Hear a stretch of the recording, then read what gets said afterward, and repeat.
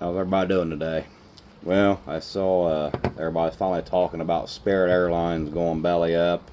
I'm seeing people on these TikTok. My girlfriend, she has TikTok, and people's complaining because they bought tickets and now they can't use them, so they're out the money. There were a few people that were stranded, unable to get back out because they'd flown to their destination, a few days ago. So don't know what to tell them. Just have to find other means to get back. Rent a car, find another airline to get you. Um, I'll tell you what. For May, it is cold. It's 56 outside, and it feels like 52.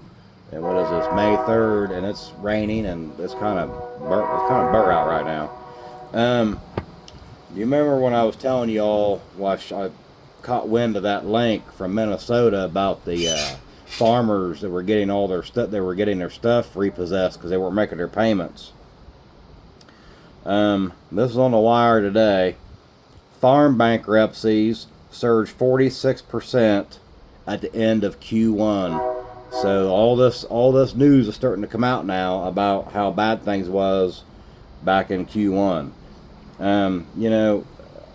I've been stocking up on a little bit of stuff like canned food. I don't buy a bunch. I just buy a little extra when I'm at Kroger's, because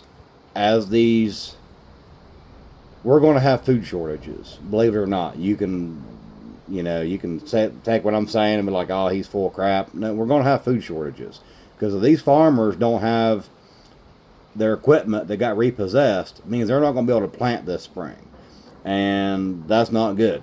I mean, yeah, we got food on hand. I think like something catastrophic, like if something bad happens to the earth, we got like enough food to last us. I think it's like up to 6 months to 2 years. But anywho,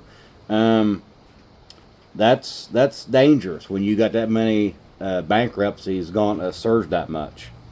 Then you have here the American Bankruptcy Institute indicating a 14% year-over-year increase in total filings during the first quarter of 2026. Now that's the overall bankruptcies as a whole.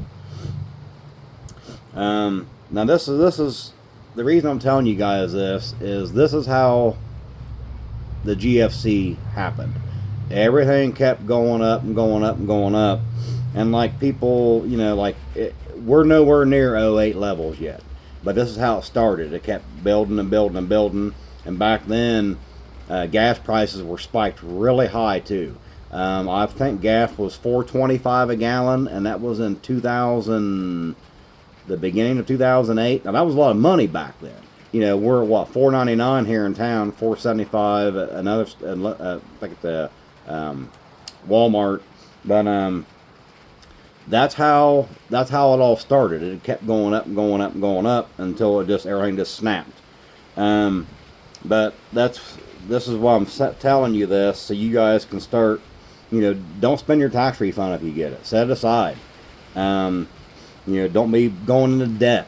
Don't be buying crap that you don't need. If it's not a necessity, I wouldn't buy it. But total filings. Let's see here. For 12 months ending March 31st, according now this was as of March 31st. The cases, the bankruptcy filings increased 11.9% to 591,850 cases. This just keeps going up and up. Let's see here. Q1 2026 total filings in the first quarter of 2026 hit 150,009 cases, a 14% jump over Q1 of 2025. Commercial surge of bankruptcies went up 76%. Small business increased 67%. And then, of course, your farm bankruptcies is up 46%.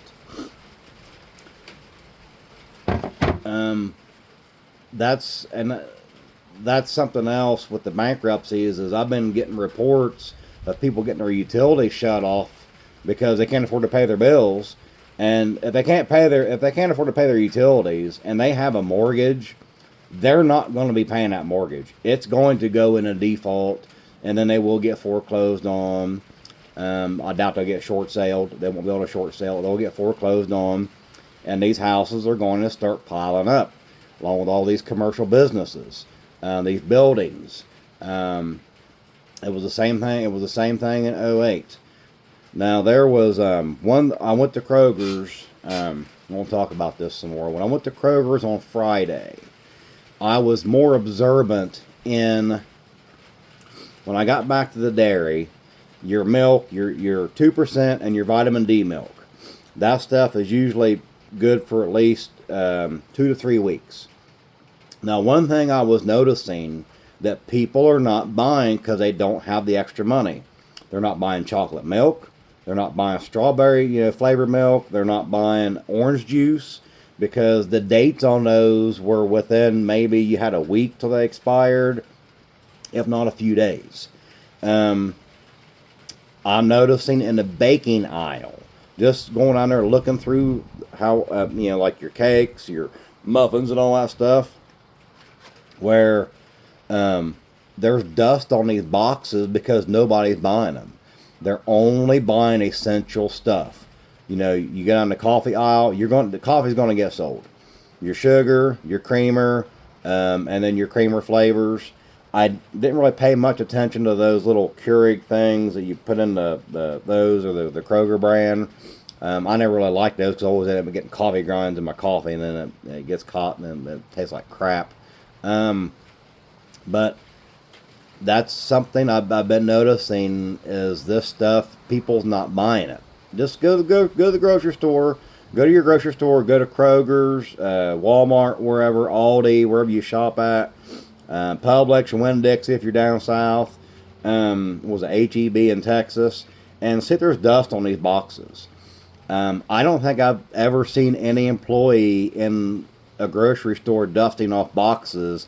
That way they don't look like that they're, like you go to Home Depot and they got shit shoved way back in the back that nobody's got to and have got like that thick of dust on it. But that's something I noticed Friday, and that tells me that stuff expires.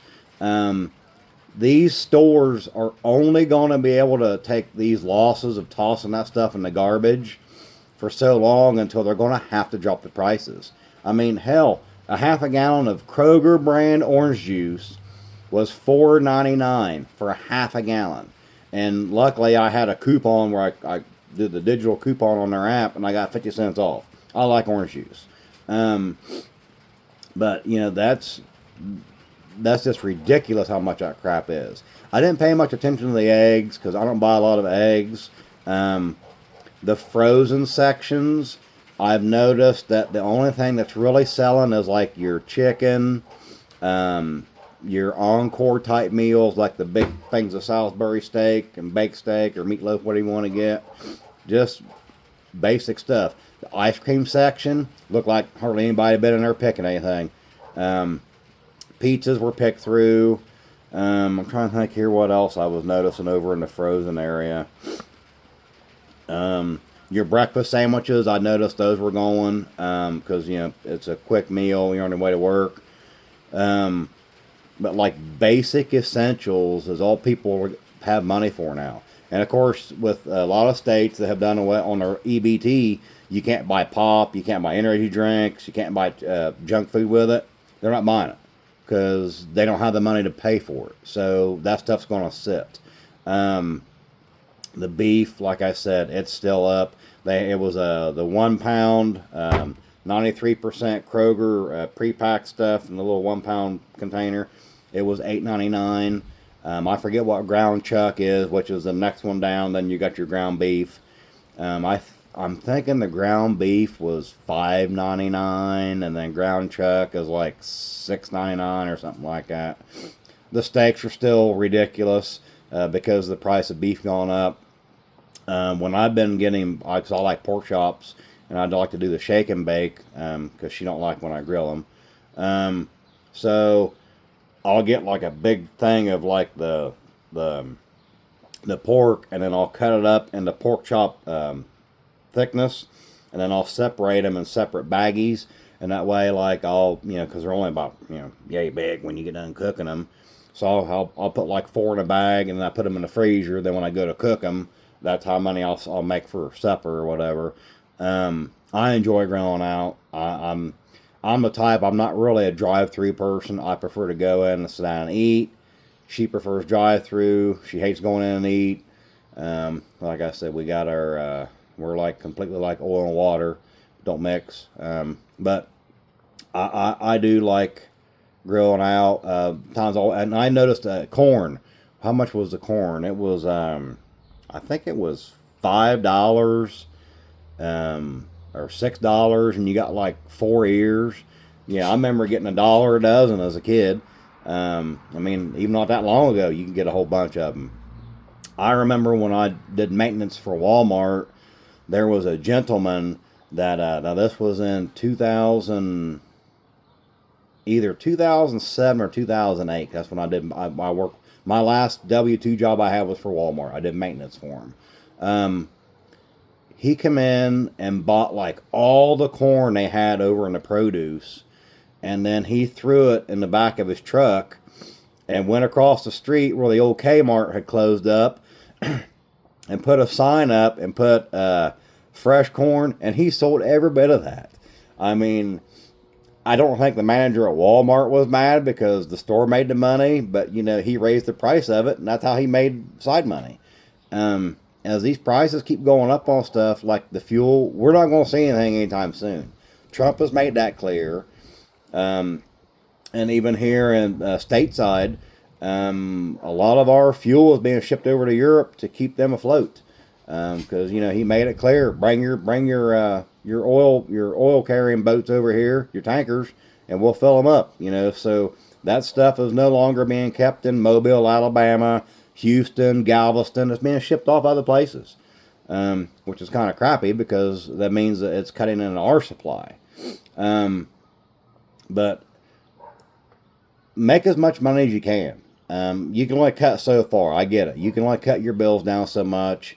You can only cut the way you live. Like, if you're already living low, you can't go any lower. So all I can tell you is make more money. Get side gigs. Like that guy that was buying the corn. Like I said, he come in and he literally bought, I think it was like 2 baskets full of corn on the cob. Bought it all, put it in his truck, went across the street, put a sign up, and sold every bit of it.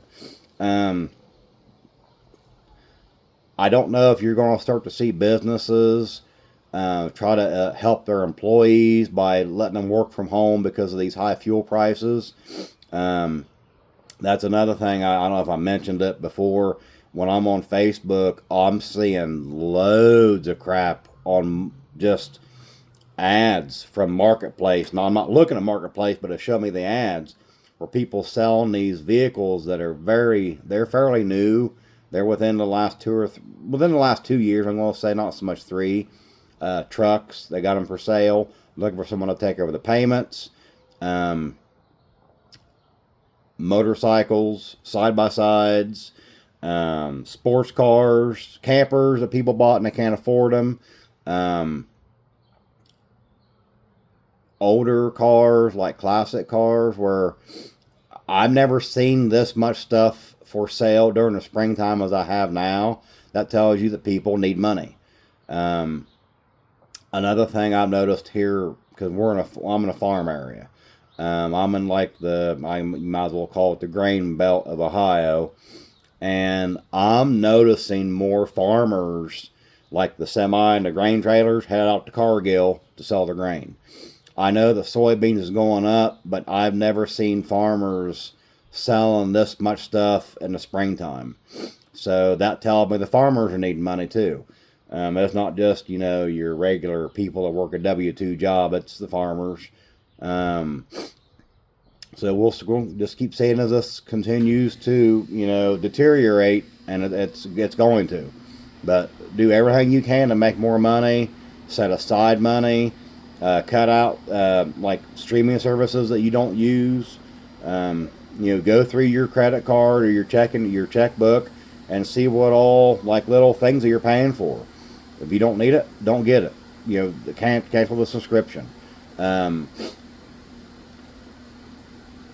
I got an email from one of my financial institutions, and it's talking about take that vacation, and it was like 9.9%, 9.99% interest rate on a loan, a vacation loan. If you can't afford to pay for the vacation, don't do it. Don't go borrowing money, because if you can't afford to pay for it, you're already broke when you get back. I mean, you're broke before you go. Let me put it that way. So if you're broke before you go, you're paying for the trip down and back, wherever you go, plus your food, plus your alcohol, whatever you're going to do, or your entertainment. You ain't got the money. Don't be doing that stuff. Just be frugal. Just be frugal with everything you can be. As much as you can handle. I know a lot of this is going to get rough on some people. You're going to start to see, as these bankruptcies get worse, they keep getting more and more. You're going to see the divorce filing go up. That happened during the GFC. Because, believe it or not, you can take it however you want. I'm going to tell you this. A lot of relationships are based on money. And when that money dries up, so does the relationship. I've always told people, whoever's, the bigger breadwinner, shut the money off, and you'll see the true colors of the person you're with and how your relationship really is. Been there, done that. Won't ever do that again. I won't tolerate that. So one reason why I'll never get married again, because it's a business transaction is how I see it. But I'm going to keep going through more of these reports, and like I said, just keep preparing, because it's not going to let up anytime soon. And we're going to start to see these higher food prices coming in. It's already started with the beef. You're going to start to see it with anything else that you get. So anyway, have a good day, guys, and try to keep your head above water.